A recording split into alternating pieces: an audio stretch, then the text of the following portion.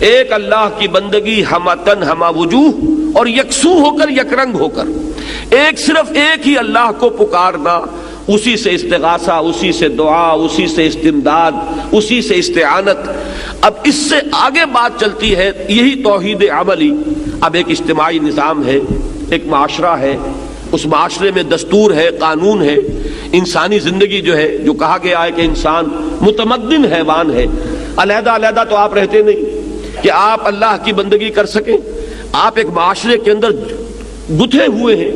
آپ جکڑے ہوئے ہیں، آپ کے رشتے ہیں، آپ کے ناطے ہیں، آپ کے کاروباری تعلقات ہیں، آپ جس ملک میں رہتے ہیں اس کا کوئی دستور ہے، اس کا کوئی نظام ہے، وہاں کوئی قانون نافذ ہے۔ اب یہ اجتماعی توحید کیا ہوگی کہ اللہ کا دین، اللہ کی اطاعت پورے اجتماعی نظام پر غالب ہو جائے۔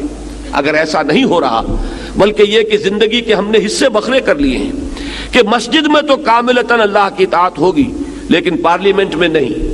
ہائی کورٹ میں نہیں، چیف کورٹ میں نہیں، سپریم کورٹ میں نہیں۔ اگر یہ بات ہے تو اس کا مطلب وہی شرک ہو گیا،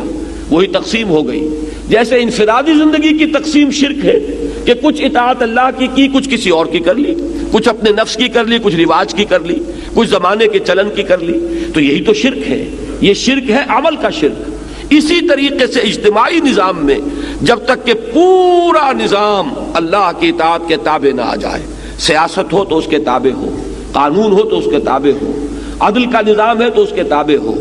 معیشت ہے تو اس کے تابع ہو، سماجی نظام ہے تو اس کے تابع ہو، آئلی نظام ہے تو اس کے تابع ہو، جب تک کہ اجتماعی نظام پورا کا پورا اللہ کی اطاعت کے تحت نہیں آ جاتا، در حقیقت توحید کا تقاضا اجتماعی سطح پر پورا نہیں ہوگا۔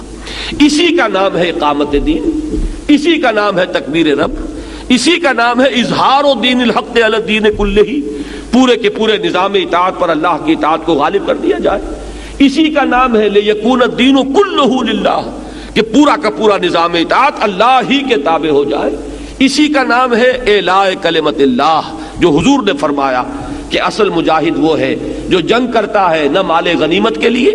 نہ اپنی بہادری کے اظہار کے لیے، نہ وہ کسی قومی یا قبائلی عصبیت کی بنیاد پر، بلکہ صرف اس لیے لتکون کلمت اللہ العلیٰ، تاکہ اللہ کا کلمہ سب سے اونچا ہو جائے، اللہ کی بات سب سے بالا ہو جائے۔